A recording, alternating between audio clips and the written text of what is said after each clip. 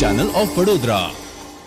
કેન્દ્રીય રેલ મંત્રી અશ્વિન કુમાર વૈષ્ણવ દ્વારા એક મહત્વની વાત કહેવામાં આવી છે। જાણો શું છે આ વાત। કેન્દ્રીય રેલ મંત્રી અશ્વિન કુમાર વૈષ્ણવે ખેડા જિલ્લાના ઉત્તરસંડા પાસે આવેલા નવનિર્મિત બુલેટ ટ્રેન પ્રોજેક્ટની મુલાકાત લીધી હતી। મંત્રીએ સ્ટેશન પર ચાલી રહેલ કામગીરીનું નિરીક્ષણ કરી જરૂરી માર્ગદર્શન આપ્યું હતું। તેમણે સ્ટેશન પરના 3 ફ્લોરની મુલાકાત લઈ કામગીરીની ગુણવત્તા પણ નિહાળી હતી। આમ તેમણે સ્ટેશનના ફ્લોરથી છત સુધીનું બાંધકામનું નિરીક્ષણ કર્યું હતું।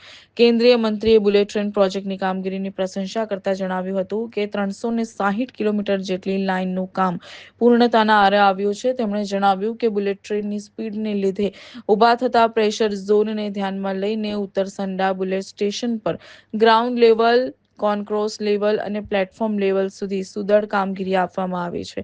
ખાસ કરીને જ્યારે બુલેટ ટ્રેન 350 કિલોમીટરની સ્પીડ પર સ્ટેશન પર આવે ત્યારે સ્ટેશનમાં લાઇટ, કેબલ સહિત સમગ્ર માળખામાં કોઈ ડિસ્ટર્બન્સ ન ઊભું થાય એ બાબતનું ધ્યાન રાખવામાં આવ્યું છે।